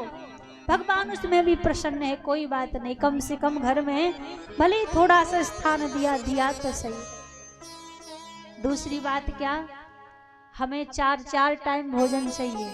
सुबह नाश्ता चाहिए और दोपहर में भोजन चाहिए, फिर 4 बजे नाश्ता चाहिए, फिर शाम को भोजन चाहिए। नहीं मिलेगा तो भूखे नहीं रह पाएंगे। तो भगवान के लिए कई घरों में, हर सब घर में नहीं होता, कई घरों में सुबह शाम थोड़ी 4 बादाम के दाने रख दिए, थोड़ी सी मिश्री रख दी, पाओ प्रभु, बादाम मिश्री का भोग लगा दिया बस। और किसी घर में तो वो भी नहीं लगाते। अच्छा एक बात बताओ, हमें भूख लगती है तो क्या भगवान को भूख नहीं लगती होगी? चैतन्यता का भाव आएगा कहाँ से? चैतन्यता का भाव तभी आएगा कि जिस वस्तु से, जिस चीज से हमें प्रसन्नता होती है, वो हर एक चीज से, हर एक वस्तु से भगवान को भी प्रसन्नता होती है। जो काम हम अपने लिए करते हैं वो काम भगवान के लिए करना जब हम प्रारंभ कर दें, तब जीवन में चैतन्यता का भाव आएगा। सर्दी में हमें तो गर्म पानी चाहिए नहाने के लिए, अब भगवान को तो वही ठंडा ठंडा पानी ला रहे, नहाओ प्रभु। भोले बाबा के मंदिर जाती हैं कई माताएं और ठंडा वही जल लेकर जाती हैं और चढ़ाए जा रही हैं। क्यों? भगवान को सर्दी नहीं लगती। भगवान को आपने भगवान माना ही नहीं है, चैतन्य माना ही नहीं है आपने उनको पत्थर ही माना है कि पत्थर को कहाँ सर्दी लगती है, पत्थर को कहाँ भूख प्यास लगती है, पत्थर को कहाँ नींद आती है। यदि चैतन्यता के भाव से उनको देखते तो उनको भी भूख लगती है, उनको भी हर एक वो तकलीफ होती जिन चीज़ों से हमें तकलीफ होती है। कई बार तो ऐसे ऐसे दृश्य देखने को मिलते हैं, लोग भोले बाबा का अभिषेक करते हैं, बैद्यनाथ धाम लोग जाते हैं अभिषेक करने के लिए, कहते हैं चीनी से अभिषेक भोले बाबा का होता है, तो चीनी को पीसते भी नहीं है और उसी दरदरी चीनी से ही रगड़ रगड़ कर भोले बाबा को अभिषेक करते जा रहे हैं। कोई दरदरी वस्तु आपके तन से रगड़े, आपको कितनी पीड़ा होगी, कितना कष्ट होगा। तो क्या भगवान को नहीं होता होगा? कष्ट उनको भी होता है, पर हम उनको भगवान नहीं मानते। जिस दिन हमारे हृदय में भगवान के प्रति चैतन्यता का भाव आ जाएगा, उस दिन प्रभु फिर हमसे दूर नहीं है। लोग कहते हैं ना भगवान को क्या भोग लगाएं, वो थोड़ी ना पाते हैं। लेकिन याद रखना महाराज, कौन कहते हैं भगवान पाते नहीं, कौन कहते हैं भगवान पाते नहीं, बेर सबरी के जैसे खिलाते नहीं, अक्षतम के केशवम कृष्ण दामोदरम राम नारायणम जानकी वल्लभम। राम नारायणं जानकी वल्लभम। कहना बड़ा सरल है कि भगवान कहाँ पाते हैं। कभी सबरी की तरह वो भाव हृदय में रख के भगवान को वो झूठे बेर वो भोजन पवाने का कभी प्रयास किया है? कभी कोशिश की है कि हमारे हाथ से भी कोई चीज कोई वस्तु भगवान स्वीकार करें? कभी कोशिश नहीं की। कौन कहते हैं भगवान सोते नहीं, माँ यशोदा के जैसे सुलाते नहीं। माँ यशोदा के जैसे सुलाते नहीं। हमें तो महाराज 7 बजे से ही खूब रजाई ओढ़ कर सबको सो जाना है, सर्दी पड़ रही है, और भगवान के प्रति कभी भाव आया कि भगवान को भी शयन करा दें। हमारे वृंदावन में जाकर देखो कैसी ठाकुर जी की सेवा होती है। जैसे एक बच्चे को, छोटे बालक को माँ संभाल कर सहज कर उसकी हर चीजों को व्यवस्थित करके रखती है ना, उसी प्रकार हमारे ठाकुर जी की ब्रज में सेवा होती है। वैसे लाडले हमारे ब्रज में ठाकुर जी हैं। एक प्रकार के लिए किसी भी घर में घर के किसी सदस्य को किसी चीज की कमी पड़ जाए तो चल जाएगा, पर ठाकुर जी की सेवा में कोई कमी नहीं होनी चाहिए। एक बार खुद के लिए भोजन ना बन पाए तो चल जाएगा, पर ठाकुर जी का भोग नहीं छूटना चाहिए। खुद भले ही रात में 12 बजे सो रहे हैं, काम में व्यस्तता है, चल जाएगा, पर ठाकुर जी का जो सोने का समय है वो नहीं बदलना चाहिए। ऐसी हमारे ब्रज में ठाकुर जी की सेवा होती है। कभी जाकर वहाँ के घरों में ठाकुर जी की सेवा देखो, समझ आएगा कि वास्तव में हम कहाँ झूठी दुनिया में फंसे हुए हैं, कहाँ दुनिया की भाग दौड़ में लगे हुए हैं।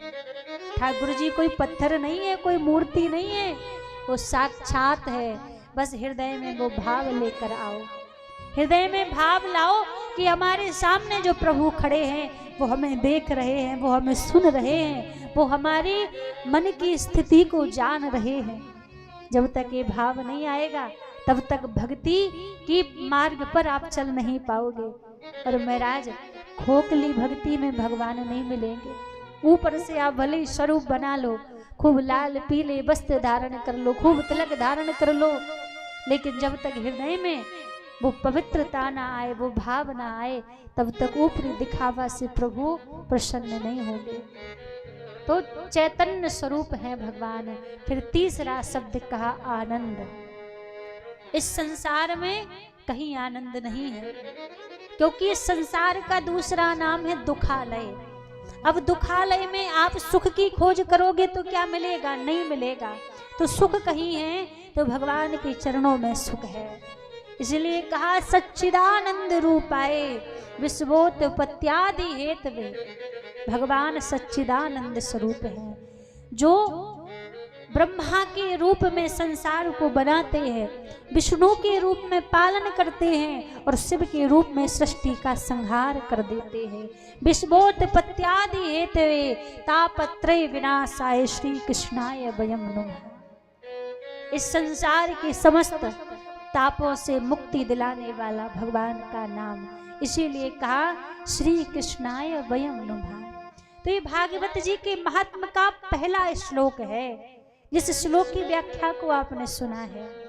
भगवान के स्वरूप का वर्णन आपने सुना है कि प्रभु तो हर घट घट में समाया है, हर एक स्थान पर प्रभु है। बस हमारे पास वो दृष्टि होनी चाहिए उनको देखने की। हमारे पास वो दृष्टि है तो फिर भगवान हमसे दूर नहीं है। तो भगवान के इस स्वरूप का वर्णन हम आप सभी ने श्रवण किया। और महाराज आज तो कथा का प्रारंभ दिन है, प्रथम दिवस है। अभी हमें लग रहा है कि आधे लोगों को शायद पता नहीं है। हाँ भैया कह रहे पता नहीं है, माइक कम लगे हैं, कल तक लग जाएंगे। ये जो पंडाल बना हुआ है वैसे ठाकुर जी की कृपा से चौथे दिन तक तो भर जाना चाहिए। अब बाकी हरी इच्छा है, भाव है अपना अपना। तो आज हमारी कई माताएं बहनें भैया जी लोग भी नगर भ्रमण पर गए हुए थे। माँ दुर्गा के मंदिर में कलश यात्रा गई थी और आज तो प्रथम दिन था कथा का, तो कुछ व्यवस्थाएं होने में भी समय लग जाता है, क्योंकि छोटे मोटे आयोजन तो होते नहीं है। थोड़ा थोड़ा भी करो तो व्यवस्थाएं बहुत हो जाती हैं। तो आज कथा का जो समय है 7 से 8 से 7 से, वैसे 7 बजे से कथा का समय है और विश्राम का समय नहीं है, वो हरी इच्छा है। जब तक आप बैठोगे हमें लगेगा कि लोगों का मन लग रहा है कथा सुनने में, तब तक कथा चलेगी। तो 7 बजे से कथा प्रारंभ हो जाएगी। कल से 7 बजे हमारे साथ सभी जो ब्रजवासी बंधु लोग आए हुए हैं सब मंच पर उपस्थित हो जाएंगे और 7:15 साढ़े 7 बजे तक हम मंच पर आ जाएंगे। आरती होकर कथा प्रारंभ हो जाएगी। तो कल से सभी समय का ध्यान रखेंगे, समय से सभी लोग आएंगे और भगवान की पावन कथा को सुनेंगे। और बड़ी सुंदर सुंदर कल से झांकियों का भी हम आप सभी को दर्शन करने के लिए मिलेगा। अब वृंदावन से हमारे कन्हैया भैया पधारे हुए हैं जो बड़ी सुंदर सुंदर झांकी दिखाते हैं, झांकी दर्शन भी कराते हैं, स्वरूप का दर्शन भी कराते हैं। तो आज तो अभी प्रारंभ ही है, अभी 6 दिन हमारे पास में है। तो बड़ी सुंदर सुंदर भगवान की नित्य हम झांकियों का दर्शन करेंगे, लीलाओं का भी दर्शन करेंगे। तो समय का सभी ध्यान रखेंगे। 7 बजे से कथा का समय है। अधिक से अधिक संख्या में सभी लोग प्रभु की कथा में पधारेंगे। और आइए सभी लोग थोड़ी देर भगवान का नाम गाकर आज की कथा को यही विश्राम करते हैं, क्योंकि आज हम भी सफ़र से चल के आए हैं तो हम भी थके हुए हैं, गला नहीं चल रहा है। तो आज तो ठाकुर जी का नाम गा के आरती की ओर चलेंगे। सभी लोग अपने स्थान पर खड़े हो जाएं, सभी लोग खड़े हो जाएं। थोड़ी देर भगवान का नाम गाते हुए आज वाणी को यहीं विराम देंगे। थोड़ा थोड़ा सभी लोग आगे की ओर आ जाएं। बोलिए बांके बिहारी लाल की। चलो, ये 100 रुपये सुपेंद्र कुमार साहू जी 100 रुपये भगवान के चरणों में अर्पण किए हैं। एक बार जोरदार ताली बजाएं सुपेंद्र कुमार साहू जी। और ये 100 रुपये बहादुर यादव जी भगवान के चरणों में अर्पण कर रहे हैं। बिहारी जी कृपा करें, आशीर्वाद बनाए रखें। एक बार जोरदार तालियां बजाएंगे। बोलिए बांके बिहारी लाल की जय हो। सभी मिलकर ठाकुर जी के नाम को गाते हुए आरती की ओर चलेंगे। बांके बिहारी की देख छटा मेरो मन है गयो लटा पटा। बांके बिहारी की देख छटा मेरो मन है गयो लटा पटा। बांके बिहारी की देख छटा मेरो मन है गयो लटा पटा। ओ बांके बिहारी की देख छटा मेरो मन है गयो लटा पटा। लटा पटा हेरी लटा पटा, लटा पटा हेरी लटा पटा, लटा पटा हेरी लटा पटा, लटा पटा हेरी लटा पटा। बांके बिहारी की कुंज बिहारी की झल बिहारी की देख छटा मेरो मन है गयो लटा पटा। ओ बांके बिहारी की देख छटा मेरो मन है गयो लटा पटा। बांके बिहारी लाल की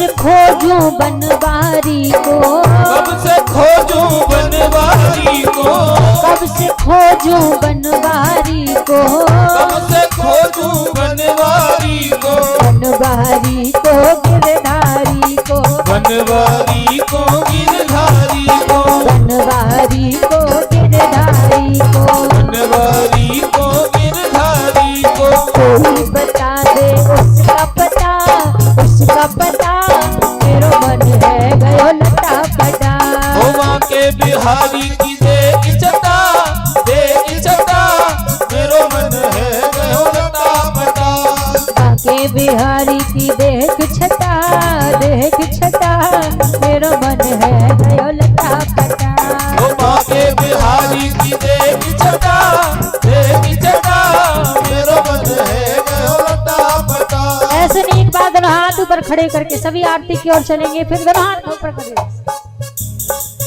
बोलो श्री राम जय राम जय जय राम, बोलो श्री राम जय राम जय जय राम, बोलो श्री राम जय राम जय जय राम, बोलो श्री राम जय राम जय जय राम, बोलो श्री राम जय राम जय जय राम, बोलो श्री राम जय राम जय जय राम, बोलो श्री राम जय राम जय जय राम, बोलो श्री राम जय राम जय जय राम, बोलो श्री राम जय राम जय जय राम, ये बोलो श्री राम जय राम जय जय राम, बोलो श्री राम जय राम जय जय राम, बोलो श्री राम जय राम जय जय राम, बोलो श्री राम जय राम जय जय राम, बोलो श्री राम जय राम जय जय। अब सभी आरती की ओर चलेंगे। प्रतीक भैया ऊपर के नीचे से करवा दें श्रीराधे।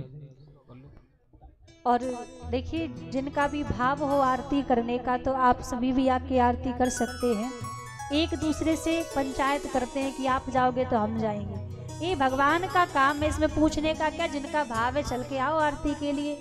तो जो भी आरती करना चाहे, जिनका भी भाव हो, आप सभी भी आके एक एक करके सब ठाकुर जी की आरती कर सकते हैं।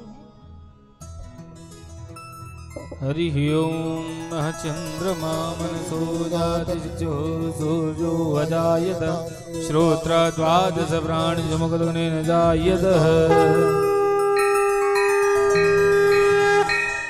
ओ श्री भागवत भगवान की है आरती, पापियों को पाप से है तारती। श्री भागवत भगवान की है आरती, पापियों को पाप से है तारती। ओ पापियों को पाप से है तारती, पापियों को पाप से है तारती।